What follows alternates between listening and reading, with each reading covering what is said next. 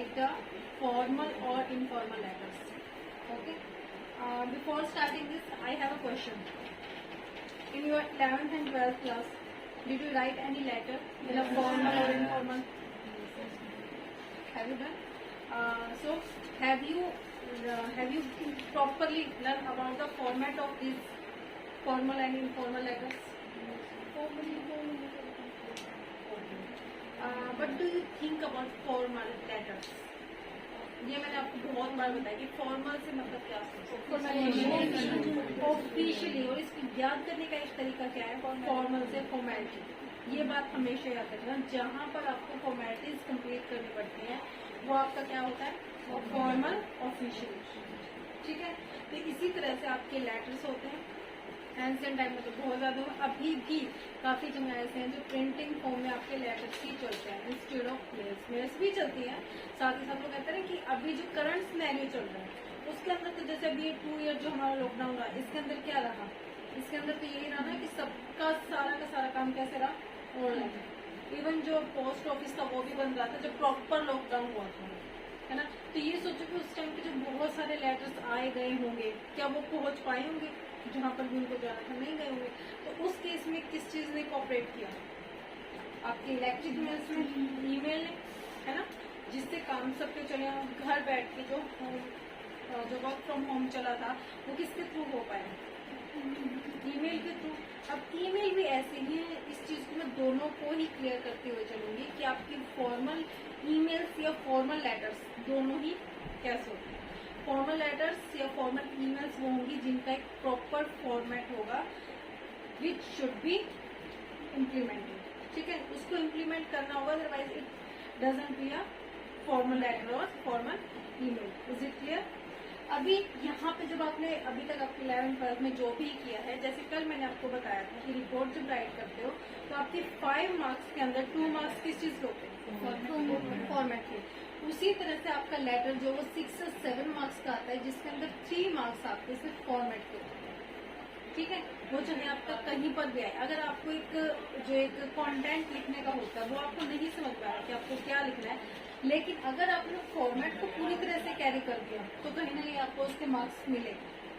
फिर चाहे आपकी इतने यहाँ पर अंदर जब आप कोई भी मटेरियल लिखोगे, कंटेंट कुछ भी लिखोगे, वो चाहे आपका कितना ही गलत हो, आपको 2 मार्क्स एग्जामिनर देगा ही देगा। 3 मार्क्स जो है एग्जामिनर उस चीज का आपको देगा ही देगा। वैसे आपके 3 मिस्टेक्स के 1 मार्क्स कट डाउन हो जाते हैं, लेकिन अगर आपने सपोज बहुत सारे मिस्टेक कर रखे हैं लेकिन आपने फॉर्मेट बिल्कुल सही इम्प्लीमेंट किया है, और फॉर्मेट भी आपको पता है कि जो आपके पास एक लेटर के लिए लिखने के लिए आता है उसमें सब कुछ दिया होता है, सेंडर का एड्रेस, रिसीवर का एड्रेस, पर्टिकुलर प्रॉब्लम क्या है, मतलब 3 मार्क्स तो आप उसमें से इजीली निकाल सकते हो। उसमें आपको कुछ याद करने की जरूरत नहीं है। याद करने की जरूरत है तो क्या याद करने की जरूरत है, सिर्फ और सिर्फ फॉर्मेट। Is it clear? अब लेटर लिखने से पहले पॉइंट्स जो कि मैंने आपको बताया है कि किसी भी हो, चाहे आपके प्रेस की हो, रिपोर्ट्स हो, आर्टिकल हो या लेटर्स हो, कुछ भी हो, अगर आपने उनके पॉइंट्स को अपने माइंड में सेट कर लिया, पता है कि इसके अंदर क्या चीज होनी चाहिए, अगर आपको वो चीज माइंड में है, then it's very easy to implement any letter, वो चाहे कोई भी हो। फॉर्मल जिसमें फॉर्मेलिटीज होंगी, इनफॉर्मल जिसमें, और फॉर्मेलिटीज हम कहाँ नहीं करते, रिलेटिव्स। फॉर्मेलिटीज हम रिलेटिव्स में नहीं करते, फ्रेंड सर्कल में नहीं करते, नेबरहुड में नहीं करते। जहाँ पर भी हम कोई फॉर्मेलिटी नहीं करते वहाँ पे आपके पास कोई उसका एक फॉर्मेट नहीं है कि आपको वो कैसे राइट करना है। आप चाहे कैसे भी, बहुत पुराने के टाइम में तो ऐसे कुछ भी, जैसे कि बहुत पुराने के टाइम में क्या, अभी भी जिसको अगर लिखना हो तो क्या लिख देते हैं, राम राम जी लिख के स्टार्ट करते हैं। और अगर मान लो एक फॉर्मल लेटर है, उसकी स्टार्टिंग कैसे करोगे, उसमें तो आप प्रॉपर एक dear sir, ma'am, respected teacher, कुछ भी ऐसे करके उसको राइट अप करोगे। ठीक है, लेकिन इनफॉर्मल में क्या करोगे, जैसे आपका मन करे वैसे। जैसे अगर मान लो आपने किसी का घर में कोई नेम निकाला था, अब क्या तो उसी नेम से लिखना स्टार्ट कर दो, पप्पू कैसा है, ऐसे कहीं से भी कुछ भी स्टार्ट कर सकते हो। जो भी आपने उसको अपना जो एक नेम मेंशन करना होता है, आप सब फ्रेंड सर्कल जो होता है, कोई ना कोई किसी न किसी का कुछ ना कुछ नेम निकाल लेते हैं, तो वो नेम निकाला हुआ भी आप सीधा राइट अप कर सकते हैं। ठीक है, तो यहाँ पे हम बात कर रहे हैं जो कि हमारा टॉपिक है formal letters and official communication. Formal letters के बारे में बात करेंगे और ये काम कहाँ पर आता है, ऑफिशियल कम्युनिकेशन करने में। ठीक है, मतलब सबसे जो कहते हैं ना कि एक बेस है वो है formal letters and then formal emails. Is it clear? तो उसके बाद हम स्टार्ट करते हैं। सबसे पहले points to remember. Formal letters के लिए भी आप कौन कौन से पॉइंट्स को माइंड में रखोगे? सबसे पहले स्पेसिफाइड फॉर्मेट, जो फॉर्मेट आपको समझाया जाता है। बहुत सारे टाइप्स के लेटर्स होते हैं, कंप्लेनिंग लेटर्स होते हैं, ऑर्डरिंग लेटर्स होते हैं, सेल्स परचेजिंग लेटर्स होते हैं, कंप्लेंट के होते हैं, बहुत सारे लेटर्स ऐसे होते हैं। सभी का एक पर्टिकुलर फॉर्मेट है जो आपको फॉलो करना होता है। ठीक है, फॉर्मेट जो आपको बताया जाएगा वो वही रहता है। उसमें अगर प्रॉब्लम आती है या फिर जो हमें लिखने का होता है, कंटेंट में होता है कि आप उसको कंटेंट को कैसे राइट अप करोगे, उस चीज को हम अलग अलग आपको क्लैरिफाई करेंगे। Is it clear? उसके बाद यहाँ पे स्पेसिफाइड फॉर्मेट वही चीज की, अगर आपके पास लेटर्स अलग अलग हैं तो आपको उसका फॉर्मेट भी माइंड रखना पड़ेगा। अगर आपके पास इनफॉर्मल लेटर है तो क्या फॉर्मेट माइंड में रखोगे? नथिंग, कोई जरूरत ही नहीं। लेकिन अगर फॉर्मल है then you should be implement specified format for it. Is it clear? फिर नेक्स्ट आता है leave a line between paragraph. इसके अंदर क्या है? आप जब पैराग्राफ लिखोगे, जैसे यहाँ पे आपका कंटेंट है, इंट्रोडक्शन, बॉडी, कंक्लूजन, ये चीजें लिखी हुई है, तो इनके बीच में क्या आना चाहिए? स्पेस। ठीक है, यहाँ पे आपने क्या करना है? लाइन आप यहाँ पे स्किप करोगे, छोड़ोगे। लेकिन इसके साथ एक चीज माइंड रखना, जब भी आप जैसे यहाँ पे आपने ये चीज लिखी है, ठीक है, इसके साथ में आइडेंटिफिकेशन नहीं करोगे। मतलब आपने ये यहाँ पे लिख दिया, दूसरी चीज आप यहाँ पे लिख रहे हो, तीसरी चीज के लिए यहाँ लिख रहे हो, फिर फोर्थ पॉइंट यहाँ लिख रहे हो। नो, इक्वल रहना चाहिए स्पेस। ये नहीं कि आप इसको आगे पीछे करो। Is it clear? अगर आपने इसको आगे पीछे किया तो वहीं पे आपका जो है स्पेस मेकिंग जो प्रोसेस होती है, जिसको हम आइडेंटिफिकेशन बोलते हैं, वो खराब हो जाएगा और फॉर्मेट वहीं पे आपका गलत होना शुरू हो जाएगा। पहले आपने देखा होगा कि जब पहले के टाइम में कोई ऐसे या लेटर लिखते थे तो हमारा ऐसे स्टार्ट होता था। कोई पैसे जैसे स्टार्ट हुआ, ये खत्म हुआ, तो दूसरा पैसे सपोज हमारे यहाँ पे खत्म होता, हम यहाँ से स्टार्ट करते थे, राइट?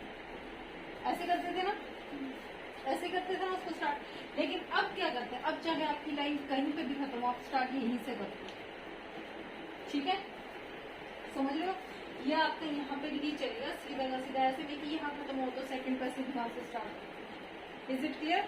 ये फॉर्मेट जो है न्यू है, आपकी हर जगह इम्प्लीमेंट हो, वो चाहे आपका आर्टिकल हो, प्रेसी हो, रिपोर्ट हो, लेटर्स हो, मेल हो, कुछ भी हो। लेकिन अगर आपने यहाँ पे ये गलती कर दी कि यहाँ पे खत्म होते आपने सेकंड लाइन यहाँ से स्टार्ट की, तो यहाँ पे आपका फॉर्मेट ब्रेक हुआ है, मतलब आपने फॉर्मेट को फॉलो नहीं। Is it clear? इसमें किसी को डाउट है यहाँ पर? और एक प्रॉपर स्पेस आपको देना होगा यहाँ पर। ऐसा नहीं है कि आप बहुत ज्यादा क्या करो, उसको कंजर्वेटिव कर दो, बहुत ज्यादा मतलब क्या उसको खोज खोज करके रख दो, ऐसा भी नहीं करना। और इतना भी स्पेस नहीं देना कि एक लाइन में सिर्फ आपकी 3 वर्ड्स मिलाए। ठीक है, इस चीज को आपने मेंटेन करके रखना है कि आपकी लाइन के अंदर कम से कम 7 to 8 वर्ड्स आने चाहिए। Is it clear?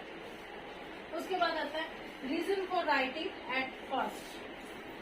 बात कहाँ पे होती है? कोई भी चीज है, कम्युनिकेशन कोई भी इफेक्टिव करना, उसके लिए आपके पास क्या होना चाहिए? पर्पज या रीजन। अगर आपके पास नहीं है तो क्या वो चीज आप अच्छे तरह से कर पाओगे? अगर सपोज आपको किसी मैनेजर को कोई बात कहनी है तो रीजन तो होगा ना, किस वजह से आप बात कहना चाह रहे हो। आपको मुझसे कुछ पूछना है, कोई तो क्वेरीज, कुछ तो रीजन होगा जो आप मुझसे कुछ पूछना चाहोगे, राइट? तो उसी तरह से आपके पास जब भी आप लेटर राइट करो या anything, precis, report, article, whatever you want to write, you should have an excuse और रीजन। Is it clear? फिर आपके बाद कीप लैंग्वेज सिंपल। यहाँ पे क्या बात आती है? सिंपल लैंग्वेज से बहुत सारे हमारे जो असेंट्स हैं वो बहुत सारे अलग अलग हैं। ब्रिटिश असेंट्स अलग है, अमेरिकन अलग है, सबके अलग अलग है। Try to be use very simple language. ठीक है, आपको ये नहीं दिखाना कि मेरे को तो ब्रिटिश लैंग्वेज बहुत अच्छी आती है, फ्रेंच लैंग्वेज बहुत अच्छी आती है तो मैं फ्रेंच में मेल लिख के भेज दूँ। नो, इंग्लिश लिखो। इंग्लिश क्या है? इंटरनेशनल लैंग्वेज है। सिंपल वर्ड्स लो, चाहे वो आप कुछ भी लिखो, ताकि जो कॉमन पीपल है वो उससे कनेक्ट कर पाए। ठीक है, आप लोग बहुत सारे आज के टाइम में भी ऐसे लोग हैं जो अपने टाइम में 10th पास आउट है, वो बोल नहीं सकते इंग्लिश, बट अगर लेटर चला जाता है ना तो पढ़ लेते हैं, समझ लेते हैं। रीजन तो अगर आपने सिंपल लैंग्वेज यूज कर दी, लेकिन अगर आपने लैंग्वेज से थोड़ी टफ यूज कर लिया, सपोज अगर आप लिखते हो डू नॉट, ठीक है, यहाँ पे उसको समझ में आ जाएगा कि डू नॉट का मतलब क्या होता है। लेकिन अगर आप बार बार आपने ऐसा वर्ड यूज किया है, मीनिंग तो दोनों का सेम है, लेकिन आप बार बार ये यूज कर रहे हो, आपने यूज यहाँ पे ये कर दिया, तो क्या उनको क्लियर होगा? मे भी हो सकता है जो करंट सिनेरियो के पीपल है वो समझ जाए, क्योंकि हमें पता है, हम पढ़ रहे हैं इस चीज को, ठीक है। लेकिन जो वहां पे बैठे हुए हैं वो शायद, अब एमएनसी कंपनीज जो होती है, एमएनसी कंपनीज जो होती है, वहां पर क्या होता है, क्योंकि वहां पे सभी जो है एमबीए किए हुए हैं, ठीक है, मतलब अच्छे एजुकेटेड लोग हैं, वहाँ पे उनको इजी है। लेकिन अगर यहाँ पे मान लो सपोज आप यहाँ के किसी शहर में, हरियाणा के पर्टिकुलर किसी भी रीजनल ऑफिस के अंदर अगर आप डालते हो और वहाँ पे एक पढ़ा लिखा इंसान नहीं बैठा हुआ, इतना पढ़ा लिखा नहीं, 10th या 12th है, जो उन्होंने अपने टाइम में इंग्लिश सीखी है, वहाँ पे ये चीजें चलती थी, ठीक है ना, वहाँ पे ये चीजें चलती थी। तो आपको क्या करना है कि आप जो भी लेटर राइट करो तो आपकी लैंग्वेज सिंपल हो, ठीक है। बट इसके साथ एक चीज और भी ऐड कर लेना, क्या चीज, लेकिन आपको अपनी टारगेट टू ऑडियंस भी देखना है। अगर आपकी ऑडियंस काफी अच्छी, मैच्योर, पढ़ी लिखी और समझदार है, then you have to use this kind of language. वहां पे अगर आप ये चीजें यूज करते हैं तो वो कहेंगे कि ये तो मतलब क्या कहते हैं, एक चाव माऊ सा स्टूडेंट है जिसको मतलब हर चीज बड़ी उससे लिखनी होती है, ठीक है। और आपको पता है कि एक बड़े लेवल पे जाके चाव माऊ पर्सनैलिटी को अच्छी नहीं लगती, वहाँ पे एक मैच्योर पर्सनैलिटी अच्छी लगती है। Is it clear? तो वहाँ पे आप ये चीज यूज करोगे, बट जहाँ पे आपकी ऑडियंस थोड़ी सी आपसे डाउन है, then you should use very simple language. Is it clear? फिर नेक्स्ट आपका add details and information. Letters write कर रहे हो, एक्सक्यूज यू हैव, देन आप जो इन्फॉर्मेशन डालो वो आपको ऐड करनी है। ये नहीं है कि बस आपने एक ऊपर उसका इंट्रोडक्शन में तो लिख दिया कि आपको रीजन एक्सक्यूज क्या है आपका, लेकिन उसके बाद जो इन्फॉर्मेशन डालनी है वही नहीं डाली, डिटेल्स नहीं डाली, तो क्या सामने वाला सिर्फ इंट्रोडक्शन के बिहाफ पे आपके लेटर को पढ़ के दे देगा आपको जो आप मांग रहे हो, जो आप उससे पूछ रहे हो? नहीं करेगा ना। तो आपको क्या करनी पड़ेगी, ऐड डिटेल्स, मतलब इंट्रोडक्शन के साथ आपको डिटेल्स और इन्फॉर्मेशन भी डालनी है उसके अंदर, ठीक है। फिर बात करते हैं मेक रेफरेंसेस। रेफरेंसेस से क्या मतलब होता है, कल भी बताया था, बताओ रेफरेंस से क्या समझते हैं? आइडिया? रेफरेंस से मतलब होता है किसी भी चीज से संबंधित, ठीक है। ये लेटर जो है आप किस चीज से संबंधित है जो आप भेजना चाहते हैं, ठीक है, या फिर आपको रेफर किसने किया है उसका नेम मेंशन कर सकते हो। जैसे कि अगर मान लो सपोज एक कंपनी के आपने क्या कहते हैं, किसी मैनेजर के पास आपने लेटर डाला, ठीक है, और आपको ये सारी की सारी एडवाइस कि आपको ऐसा लेटर लिखना चाहिए, ऐसे करना चाहिए, ये सारी एडवाइस आपको सुपरवाइजर ने दी है, तो आप रेफरेंस में सुपरवाइजर का नेम मेंशन कर सकते हो, ठीक है, कि मतलब मुझे सुपरवाइजर ने आइडिया दिया कि आप ऐसे ऐसे ऐसे करके आप जो अपनी बात रख सकते हो, तो वहाँ पर रेफरेंस दे सकते हो, बता सकते हो कि आपको किसके थ्रू ये आइडिया मिला या किसके थ्रू आप ये चीज लिख रहे हो। जैसे कि अगर मान लो आपने एक पब्लिश करनी है, एक क्या कहते हैं, कोई प्रॉब्लम पब्लिश करनी है, वो आप जो है फॉर्मल लेटर राइट करते हो, तो रेफरेंस किसका दोगे, वहाँ के एक दो जो एमएलए हैं या जो भी सरपंच वगैरह, उनका रेफरेंस दो कि उन लोगों को भी ये प्रॉब्लम आ रही है, हम सब ने मिलकर बैठ के बातचीत की है और फिर जो है हमारी ये प्रॉब्लम निकल जाएगी, ये सब लोग उसके अंदर आते हैं। Is it clear? फिर उसके बाद आता है be gentle and courteous. Gentle का मतलब कहाँ क्या समझते हैं? पोलाइटनेस तो हमारे पास आगे आ जाएगा पॉइंट। जेंटल एंड कर्टियस का मतलब क्या है? जेंटल एंड कर्टियस का मतलब ये है कि आप चाहे किसी को भी लेटर सेंड करें, हो सकता है कि एक 50-60 साल का जो इंसान है वो अपनी पेंशन से रिगार्डिंग कंप्लेन करना चाहता है और सामने जो अथॉरिटी बैठे हैं वो कोई 30 या 35 साल का लड़का बैठा हुआ वहाँ पे, उसको वो लिख रहा है, ठीक है। अब अगर मान लो उसकी पेंशन नहीं आ रही, मतलब उसकी पेंशन 5-6 साल से नहीं आ रही और वो बड़ा बड़बड़ा के कोई लेटर लिखवा रहा है, हाँ सपोज तुम में से किसी से कोई लेटर लिखवा रहा हो, तो वो तुम्हें बोलेगा 2-4 गालियां देके कि तू लिख दे इसको, कम से कम इसको, मेरे मन को तो शांति मिलेगी ना कि मतलब वो मेरी पेंशन नहीं भेज रहा, तुम लिख दो इसके अंदर 2-4 गालियां, और फिर क्या कहते हैं उसके बाद देखी जाएगी पेंशन मिले ना मिले, कम से कम मेरे मन को सुकून तो मिलेगा, ठीक है।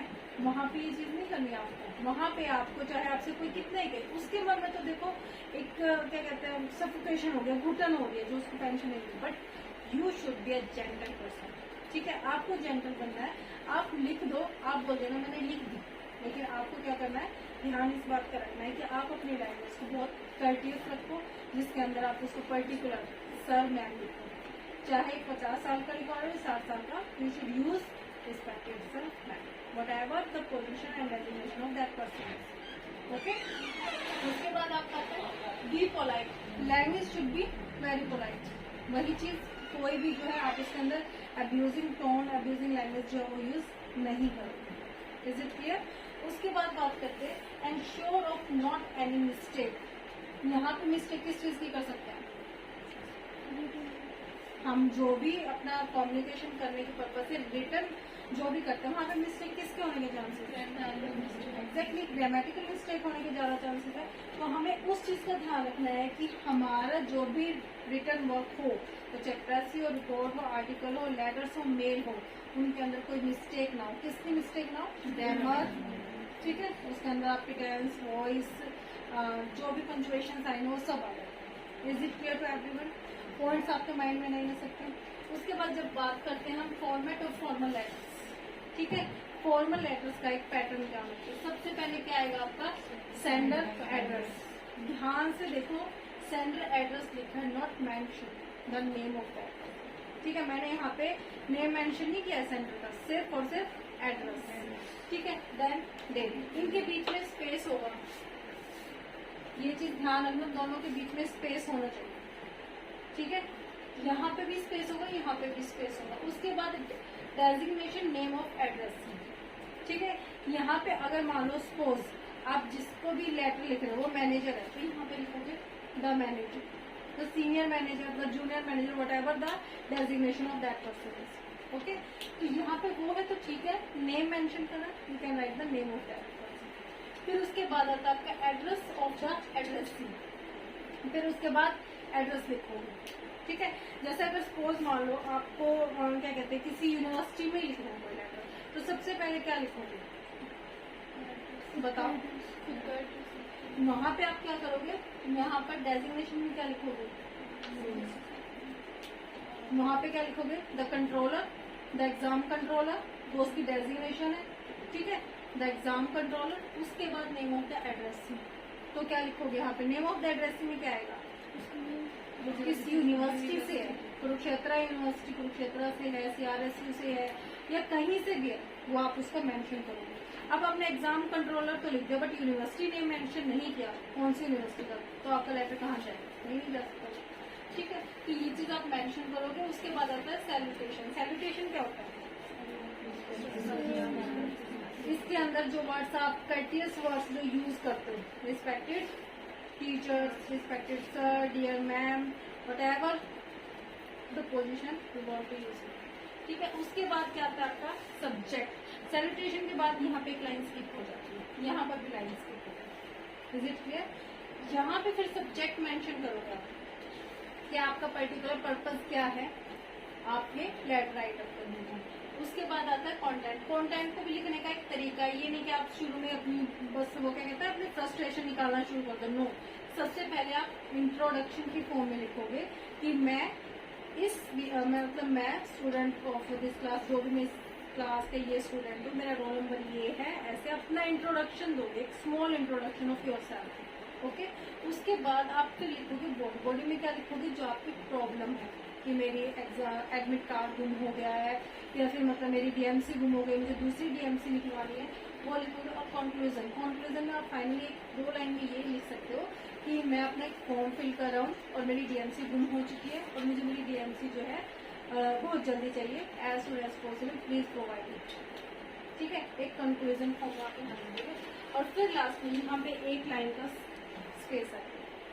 ठीक है, यहाँ पे आप लिखोगे कॉम्प्लीमेंट्री क्लॉज। कॉम्प्लीमेंट्री क्लॉज के अंदर क्या आ जाएगा? जहाँ पे आप बचपन से लिखते हुए आए होंगे, योर फेथफुली और सिंसियरली। ठीक है, तो यहाँ पे वो चीजें आ जाएंगी। ठीक है, रिगार्ड्स भी लिख सकते हो, ये चीज आप यहाँ पे कॉम्प्लीमेंट्री क्लॉज के अंदर आ जाती है। लास्ट में फिर सिग्नेचर होता है। यहाँ पर सिग्नेचर हमेशा एक चीज ध्यान रखना, जो गलती करते हैं कुछ लोग क्या करते हैं, अपना नेम मेंशन कर देते हैं। ठीक है, और क्या कहते हैं कि उसके नीचे सिग्नेचर करते हैं। ऐसा कभी नहीं होता, आपका जहाँ नेम मेंशन होता है हमेशा सिग्नेचर उससे ऊपर होती है। ठीक है, कहीं पर भी अगर मानो सपोज तुम अपने टीचर के कहीं पे साइन करवाना चाहते हो, उनका नाम लिखो ना तो ऊपर स्पेस छोड़ना ताकि वो सिग्नेचर कर सके। लेकिन अगर तुमने ऊपर बिल्कुल लिख दिया और उसके नीचे स्पेस छोड़ा तो वो मैनरलेस लगता है। Is it clear? तो आप हमेशा जब भी उनका नेम मेंशन करो, किसी के भी साइन लेना हो तो नेम मेंशन करके उसके ऊपर स्पेस छोड़ना ताकि वो अपने सिग्नेचर यहाँ कर सके। Is it clear? उसके बाद यहाँ पे सिग्नेचर ऑफ सेंडर, ठीक है। अब यहाँ पे सॉरी डेजिग्नेशन ऑफ सेंडर, यहाँ पे क्या कर दोगे, जो आपने यहाँ पे लिखा एड्रेस तो यहाँ पे आ गया उसका, ठीक है, सिग्नेचर के साथ नेम भी आ गया उसका यहाँ पे। अब यहाँ पे डेजिग्नेशन, अगर वो पर्टिकुलर किसी पोस्ट पे काम कर रहा है और एक ही ऑफिस में उसको लेटर कहीं डालना है, वो अपनी डेजिग्नेशन मेंशन करेगा। अगर नहीं है, इफ एनी नहीं है तो छोड़ो, है तो mention. Is it clear? Points में और फॉर्मेट में किसी को कोई इश्यू, कोई डाउट? क्लियर है सबको? आपके बुक के अंदर 5 to 6 टाइप्स के लेटर्स दिए। कौन कौन से लेटर्स दिए होंगे? Letters of inquiry, order letters, complain letters, reply to complain letters, promotion letters, recovery letter, sales letters, ये सभी लेटर्स है ना। कल इन सभी को एक बार रीड आउट करके आओ, ठीक है। कल सभी को रीड करना है, फिर हम एक एक जो आपके सारे के सारे जो टाइप्स ऑफ लेटर्स हैं, इनके अंदर का जो बॉडी कंटेंट है, फॉर्मेट यही रहेगा, ठीक है। लेकिन यहाँ पे क्या क्या चेंजेस आते हैं, कंटेंट के अंदर क्या क्या चेंजेस होते हैं, वो हम कल डिस्कस करेंगे। Is it clear? आज के लिए आपका होमवर्क क्या रहेगा कि आप सभी लेटर्स की एक बार डीपली रीडिंग लो। Is it clear? फिर हम इन चीजों को कल कंटेंट वाइज कैसे उसको डिस्क्राइब करना आगे डिस्कस। Okay, thank you.